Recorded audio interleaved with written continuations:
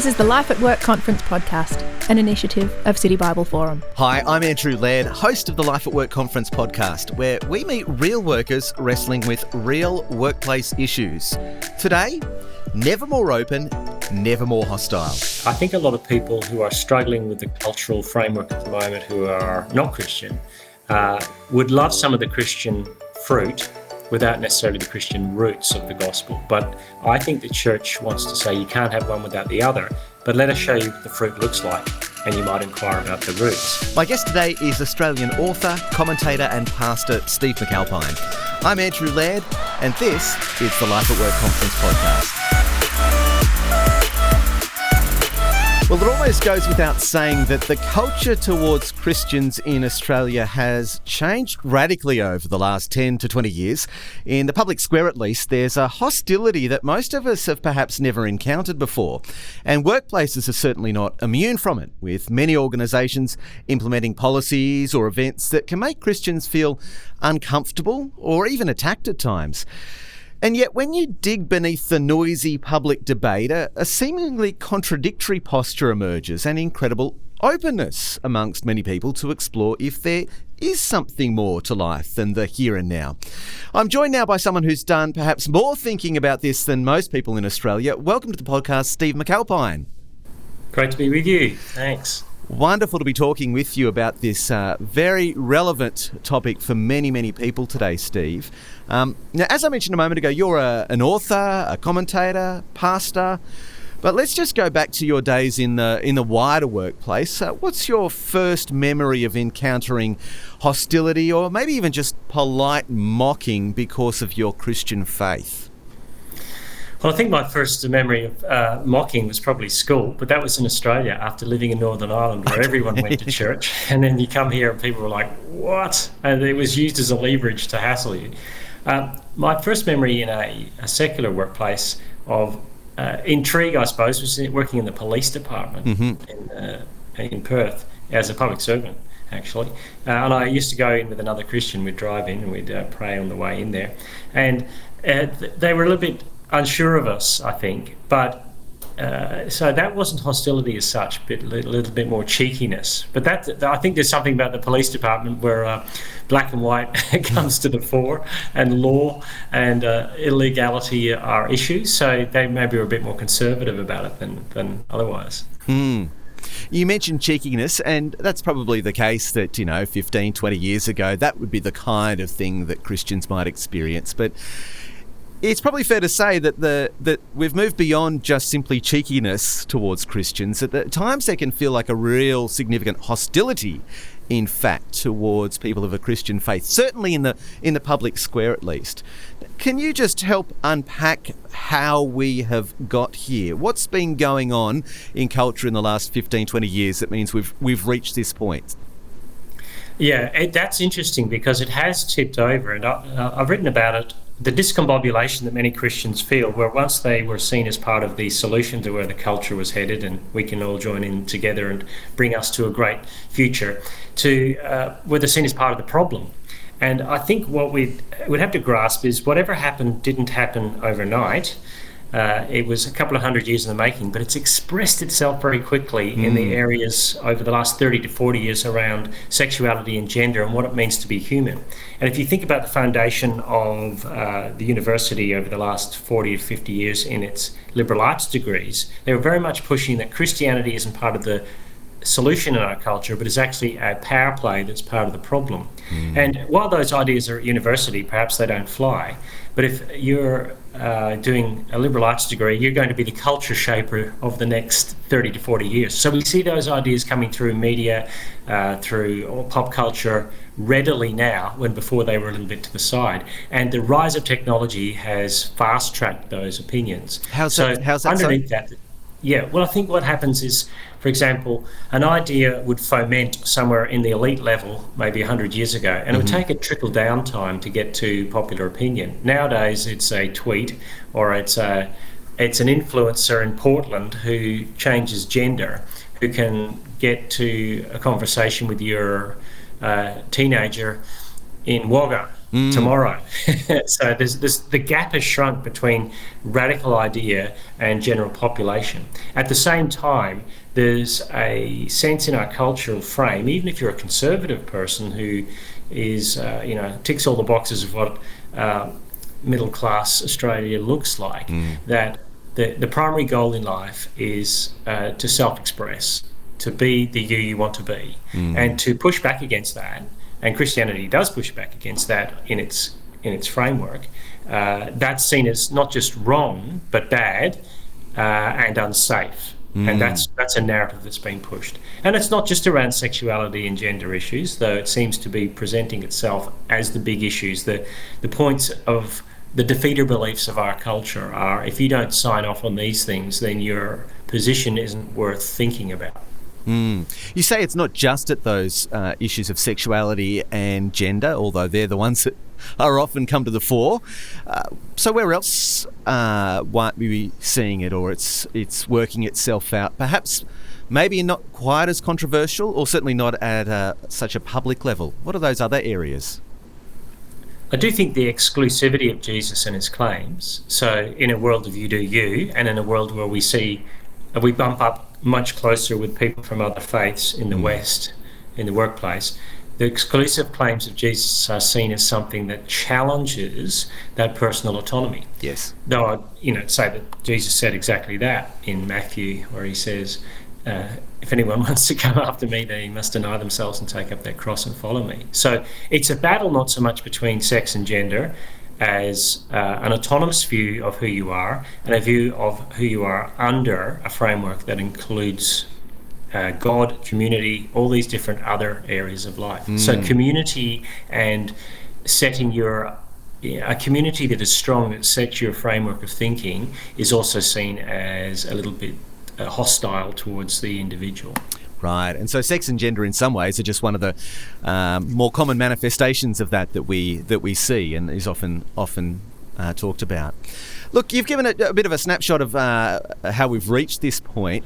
Just projecting into the future for a moment, if we can, is there a certain trajectory that we are on, and there's some end point to all this, or at least a few next stages that are likely in terms of the direction that we are heading? Well, I think history is less like a cable car and more like a roller coaster. Okay. And I think one of the narratives in our culture is that there's this utopian ideal towards which we're headed, when I think it's much more varied than that. So secularism, the narrative of secularism was that as science came to the fore, Christianity and religion would sort of be like a punch-drunken fighter with one last blow and they'd be on the canvas. But religion's got hotter in the world, and religion is more in the public square and mentioned more in the public square in government, for example, than we would have assumed. So I think that the tide goes out, but the tide also comes in. And so we can't predict what it's going to be like. The 40s in the United States were nowhere near as religiously sort of hot as, say, the early 60s, and then the sexual revolution happened and it sort of collapsed. So history doesn't work the way we think it does. What I would say is that there's a deep sense of a loss of meaning and purpose narrative in our culture. You take the transcendent picture of God out of the public square, or you take Christianity in particular out of the cultural framework, even if people didn't assent to it by going to church or believing it, and something has to fill the void. So at the moment we're in a meaning and purpose search in our culture, and people are attaching that to who they are and who their gender might be, what their gender might be, or who they might be sexually. So I think we're going to find an increase in that, an increase in a search for meaning and purpose. And that's not a bad thing. I'd rather have that than a life of ease and comfort. I want people to be a little bit discombobulated by the loss of something, a narrative as grand as the Christian narrative. Yeah. Well, that leads in some ways into the flip side that I mentioned there, of the way that you analysing culture, where we've been talking about that hostility towards the Christian faith, never more hostile, but you say alongside that is also this never more open. There's a real openness to the Christian faith. So can you unpack that for a little bit for us? Because some perhaps might feel, oh, well, I don't necessarily see that or feel that. Explain where and how you see that. And I guess it's related to what you were talking about there, that lack of meaning that many people have. Well, some of it's anecdotal. Hearing from Christian unions around the universities of Australia, young people are coming to university having had a good upbringing, a great ATAR result, good holidays, good school experiences, but not sure what they're supposed to do with any of that. Where's that going? Why does it even matter? So there's a question around the meaning and purpose that Jesus can give. And it's also about community. People look at the communities that Christians form, and in an anxious age and a lonely age, they're actually wondering, hey, why can't we have some of that? Churches are often saying, oh, the level of volunteerism in church has fallen through the floor. But the level of volunteerism across everything has fallen through the floor. Yes. There's a civic problem in our culture where privatised lives mean that you hurt privately as well. And the pandemic just pushed that.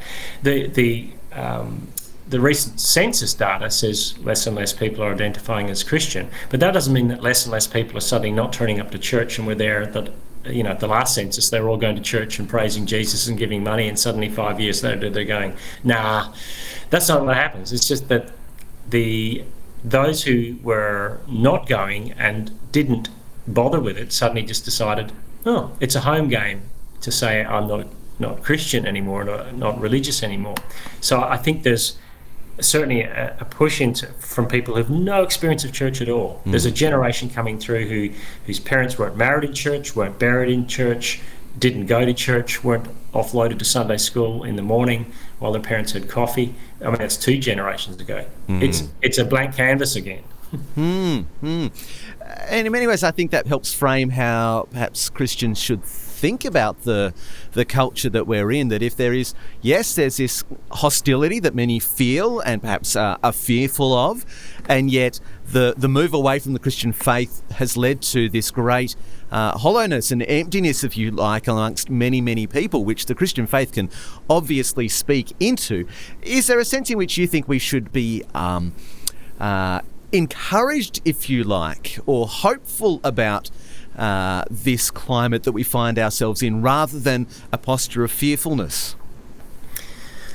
Well, I don't think a posture of fearfulness helps Christians anyway, because we have a resurrected Jesus and a returning Jesus. That would be what I'd say. But I get the anxieties, I really do. One of the things that's interesting is that I think a lot of people who are struggling with the cultural framework at the moment, who are not Christian, would love some of the Christian fruit without necessarily the Christian roots of the gospel. But right. I think the church wants to say you can't have one without the other, but let us show you what the fruit looks like, and you might inquire about the roots. So you do see, even in recent weeks, articles saying the last 60 years of the sexual revolution has dudded women, and men don't know who they're supposed to be. And even reading articles that are in ostensibly quite progressive magazines and online journals saying maybe the solution is for women, is for men to own their stuff, not have children with men who won't marry them, etc., etc. And you go, didn't we say that in the last 50 years? And so I wouldn't want a conservatism without Jesus. So I wouldn't want to return to a 1950s in your mind kind of conservative way of living that didn't love Jesus. I think they both have to go together, or you just end up with moralism, and we don't want that either. Yes, yeah.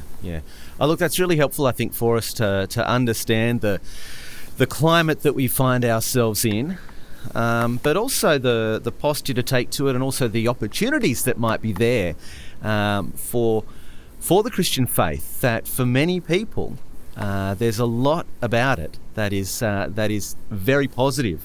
So when we come back, what I want to do is get you to help us think through, Steve, particularly how this climate that we're in plays itself out in the workplace, and how we can seek to make the most of these opportunities that we find ourselves with, given the cultural picture that you've painted for us.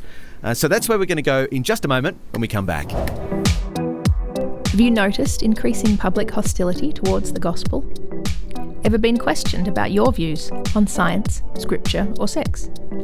Join Stephen McAlpine in our 4-part online course that shows you how to bring the gospel to our world with confidence, gentleness, and respect. Never More Hostile, Never More Open is available now. Go to citybibleforum.org/courses to access your free trial. Well, welcome back. Steve, what I want you to do now is to help us consider how the rubber hits the road in this never more hostile, never more open climate that you've been describing for us, particularly in relation to the workplace where a lot of it works itself out. So firstly, what advice would you give a Christian person who is seeking to wisely and winsomely navigate a workplace that they might describe as being quite hostile to the Christian faith? Interesting question, because I get asked it a lot by people in workplaces.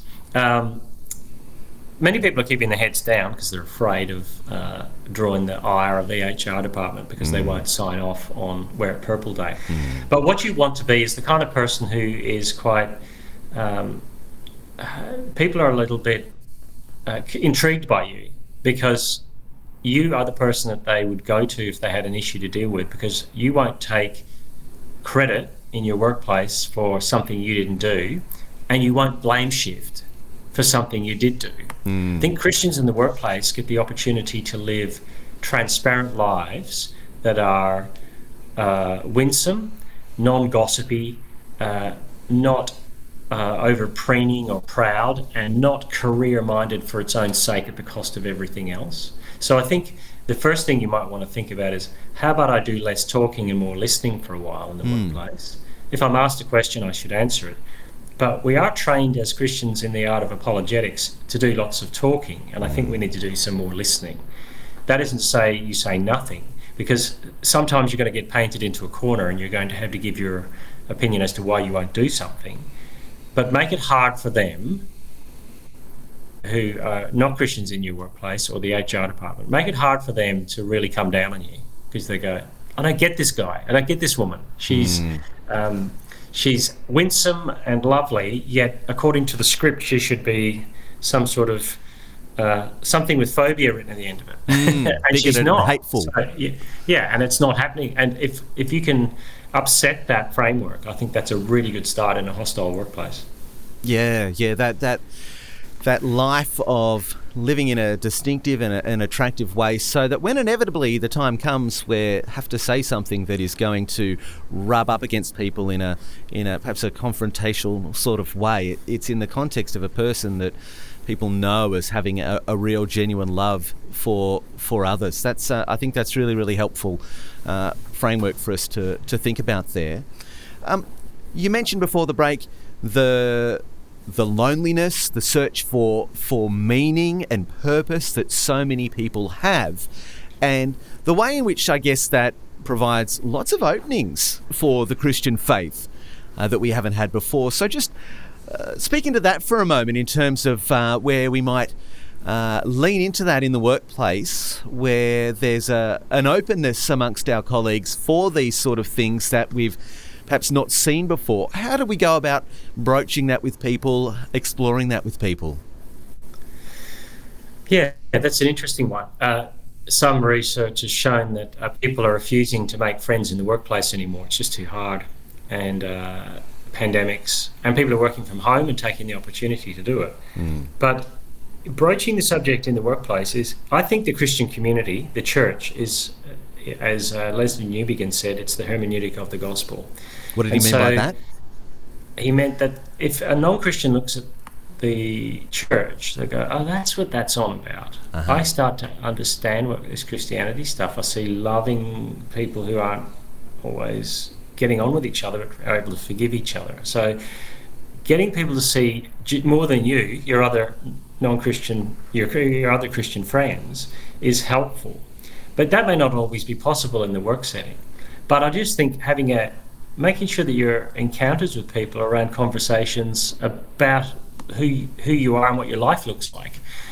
Conversely, at the same time that people are saying we want to work from home, there's a real push among younger generations to bring your whole self to work. Now, that can be dangerous because, work might decide one day they don't want you to bring any of you to work because the KPIs say you're going to get sacked.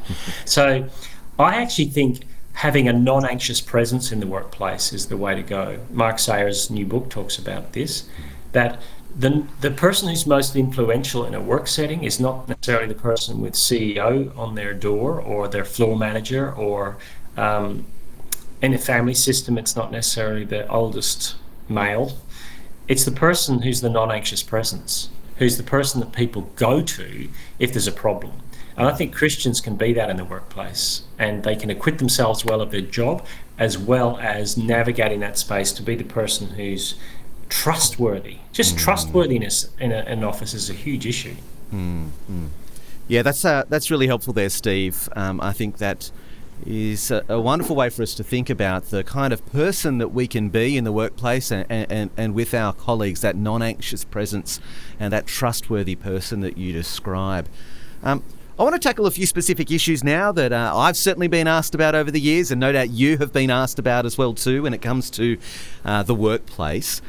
We're at Purple Day and other similar sort of days where we're meant to nail our colours to the wall in terms of how we think about certain issues around sexuality or gender or other issues.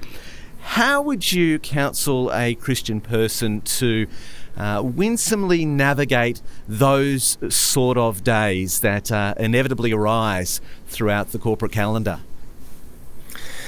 Well, speaking from the sheltered workshop of a ministry role, I wouldn't want to be too flippant.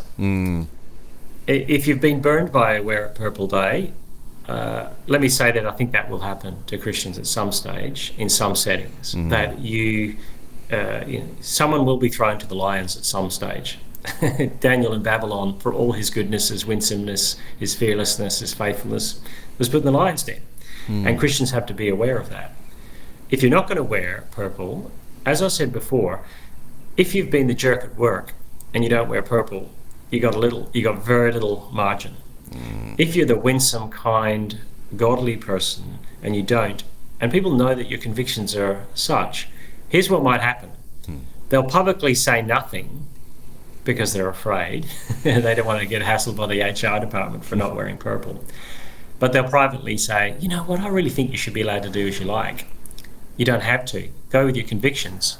And really, you can play the you do you card right there. If everyone else is allowed to express themselves individually, why are you asking us to corporatize ourselves for the sake of this?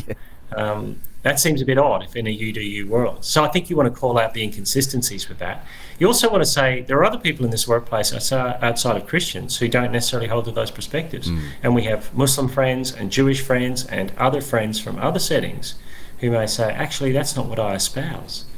That may cost you, and probably is costing some people already. So I'd say, and if you do decide to wear it purple, and some people do, that's got to be a conscience issue, and you'd want to have a good explanation for it for your Christian and non-Christian friends, rather than just, I'm going along with the crowd. I don't think Christians have ever been notable in history whenever they've gone with the crowd. The sugar rush of the immediate acceptance always fades away over time. So I think you'd want to be careful. But I do think that there's a pushback generally against what many people are calling virtue signalling in corporations, because they realise that the corporations, the bottom line is really the bottom line in a corporation. And many of them are just saying, I'll do this because it makes us look good. Not everyone's doing that. It's not always that cynical, because people do believe in the product. However, it often is. There's pushback in the culture, I think, generally, never mind the Christian framework, against such demands of the workplace. Yeah, well, let me just go into that one a little bit more, because I was actually having a conversation with someone recently about a Wear It Purple Day, and say a Christian makes the choice to wear purple. You said there that Christians need to be able to explain that well, both to their Christian brothers and sisters, but equally the people that they might work with. So how do they do that? How do they explain that well? Well, you couldn't be the person who's ready to explain it on the day. I think you'd want some lead time in that. If you're really doing it for noble reasons and not just to hide away. Sure. Yep. And as I said, I will live in a sheltered workshop. Here's me telling someone whose mortgage might be on the line.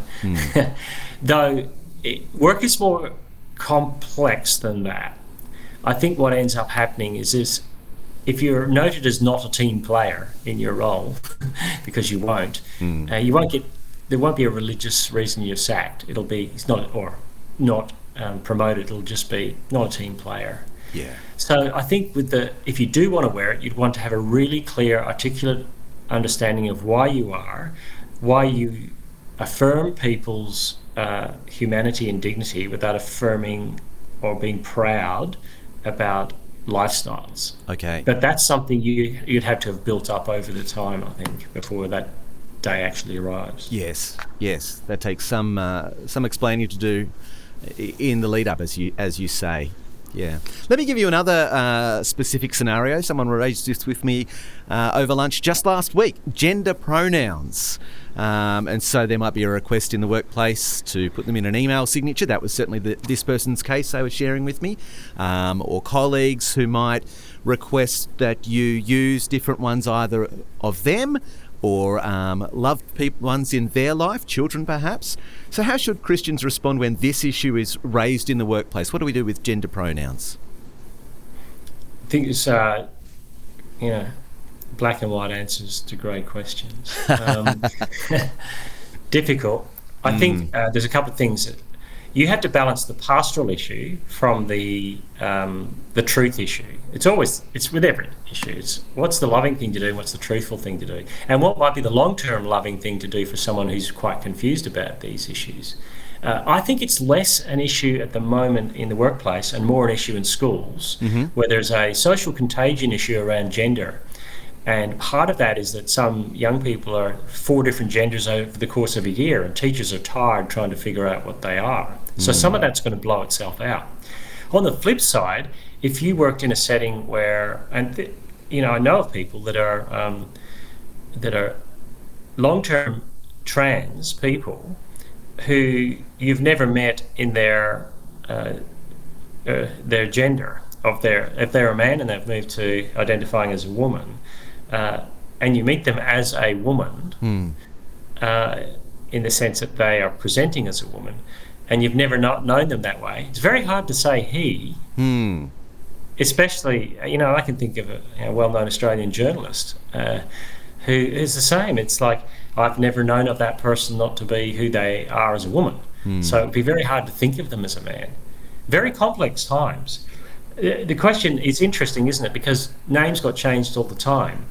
For Daniel and his friends in Babylon, their names were changed to reflect the zeitgeist and the times and the Babylonian framework of life. And that would have been a tension for them. Because the king might say, when you're in my presence, you don't call yourself Daniel.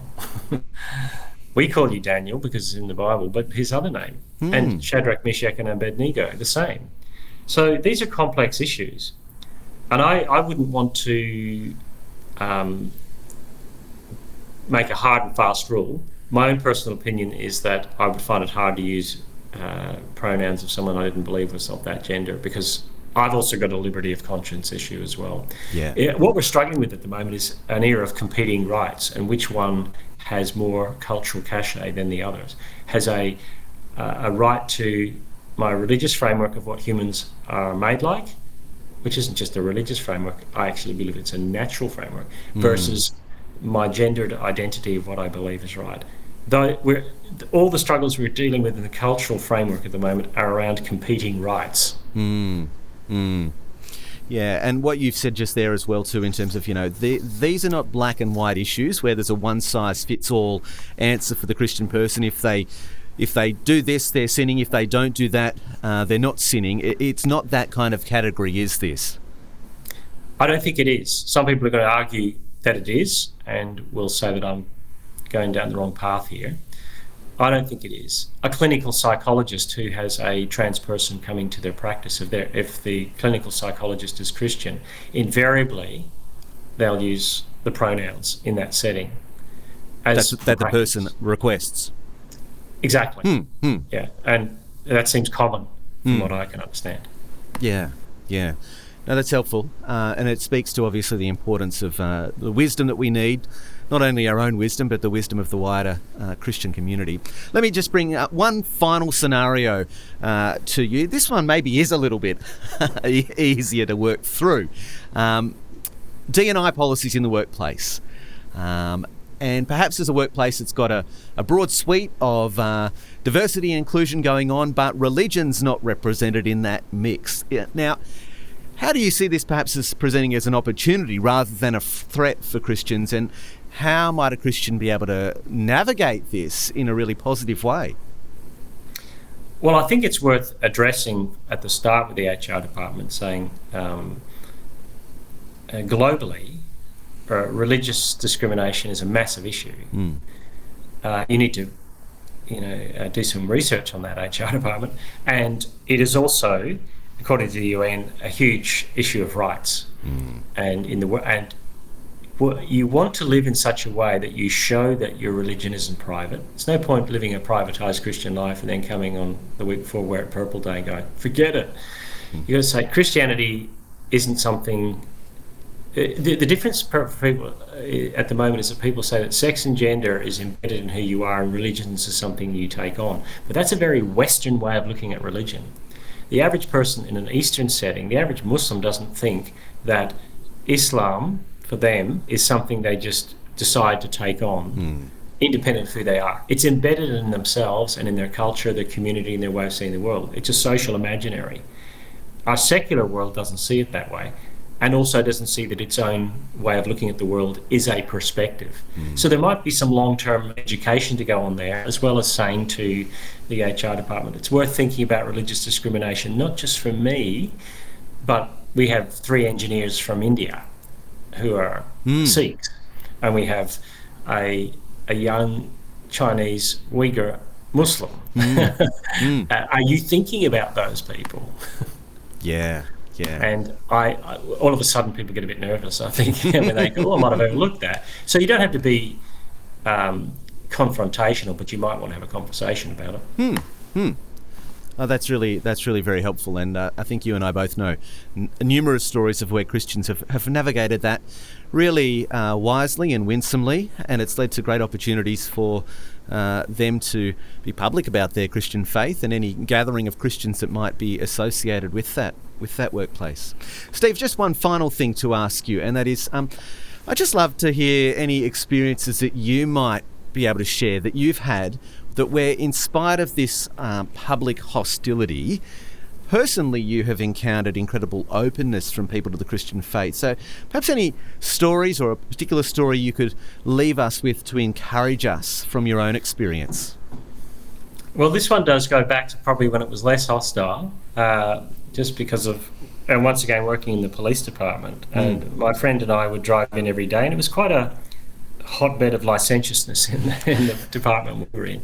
That's such a lots shock. Of affairs. Yeah, such a shock. Yeah, lots of adultery, lots of scorn, lots of silverbacks, trying to dominate the place, and some bad things happened. And there was one very brassy, loud girl who we really liked, but she was out there. And one day she said in a loud voice in the open plan office about my friend and I, how come these 2 guys are the only guys that speak about their wives in this place as if they love them? And the pall of silence that descended on the office, and it wasn't like we were anything amazing, it's just that we thought we were going to be godly in every situation. And she saw that and saw a difference, I think. And I made it my point to speak to all the waifs and strays in that office, and to the point where there was one man who ended up working there, didn't want to be there, was an older man nearing retirement in a public service low role, and he never spoke to anyone, and he just shuffled off to do the mail every day with another group of people. And one of the police officers put a bet with me that I wouldn't be able to get him to speak and have a conversation. We came back from doing the mail that day, chatting away about life and where we're at, and it was just, I love this guy while everyone else scorns him, and people were amazed. Wow, I've never seen him so bright. I said, well, the workplace is, you bring Jesus to the workplace, right? Yeah. And he makes a difference there. Yeah.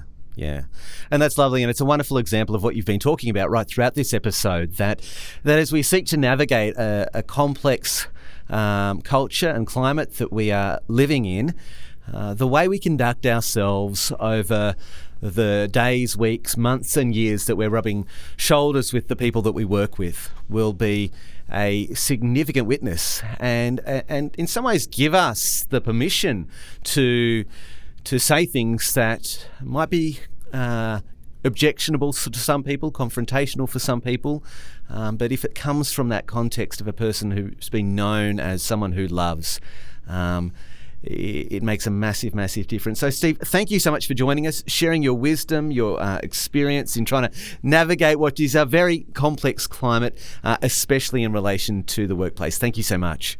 Thanks a lot, Andrew. It's great to be with you. Well, in our next episode, we're going to be joined by company director and former senior executive Graham Hooper. Now, Graham's had an extensive global career, having lived in 6 countries and worked in another 20. And he's also the author of a brand new book called Proving Ground, where he reflects on the many lessons that God taught him over his working life. Graham has lots of wisdom and terrific stories from the workplace to share, so be sure to catch that episode. But until next time, I'm Andrew Laird, and you've been listening to the Life at Work Conference podcast. The Life at Work Conference podcast is produced by City Bible Forum. To find out more and register for the conference, go to citybibleforum.org/lifeatworkconference. Enjoyed this podcast? Make sure you never miss an episode by subscribing and leaving a rating so others can find us too. Join us next time on the Life at Work Conference podcast with Andrew Laird.